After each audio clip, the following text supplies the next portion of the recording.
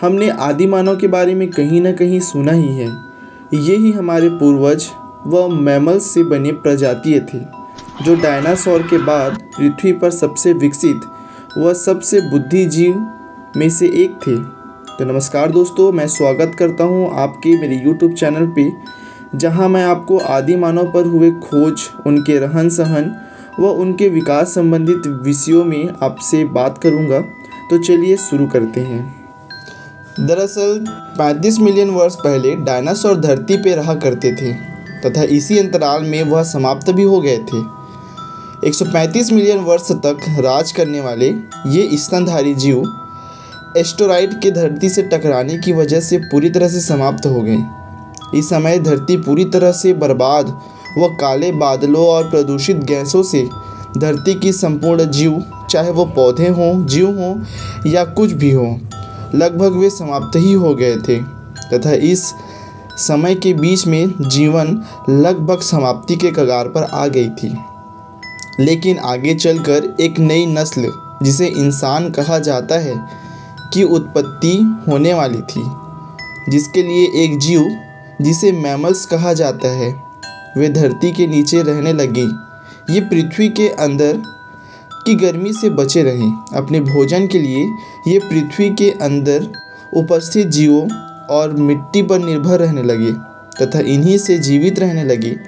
ये मैमल्स धरती पर 200 मिलियन वर्ष पहले पृथ्वी पर आए थे। जब ये पृथ्वी में रहते थे तो चूहों की तरह दिखाई देते थे।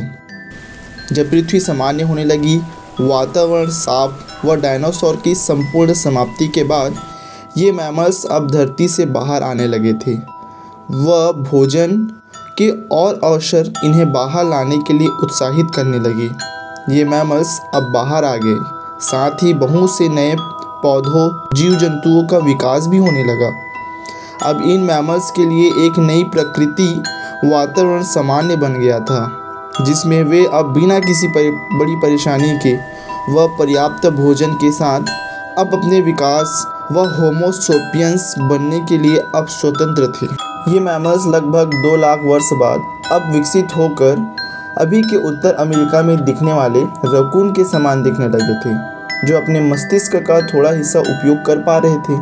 समय बढ़ता गया व समय के साथ ही ये विकसित होते चले गए, जिनका विकास कुछ इस तरह से होता है कि सर्वप्रथम पैरापिथेकस, जो कि बंदर जैसे दिखने वाले थे, और 23 लाख से 2 मिलियन वर्ष पहले इनका विकास हुआ था। इनके बाद नस्ल आगे बढ़ती चली गई और कुछ प्रमुख नस्ल थी जो इस तरह से थे: पोप्लिथोपिथिकस, ड्रायोपिथिकस, लिम्नोपिथिकस, प्रकांशल, ऑरिथोपिथिकस, ऑस्ट्रेलियोपिथिकस, होमोपिथिकस। इन सभी नस्लों से आगे बढ़कर ये होमो सेपियंस अर्थात आदि मानव की तरह दिखाई दिए जाने लगी और इस तरह से आदि मानव धरती पे आए और इनकी नस्ल आगे बढ़ती चली गई और हम इंसानों की उत्पत्ति हुई।